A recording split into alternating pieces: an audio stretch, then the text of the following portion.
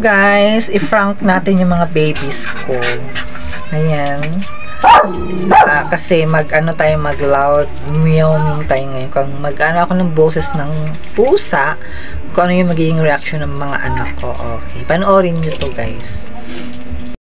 Nag-search ako dito sa YouTube. Ayan, nag-search ako sa YouTube ng music. And then, kailangan layo natin siya. Ayan, nakalagay dyan, meows of, ano ba yun? Attract cats.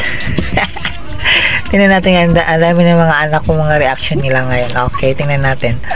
Tapos, natin, ipalakasan kunwari natin kung ano talaga yung magiging reaction ng mga anak ko ngayon. Frank!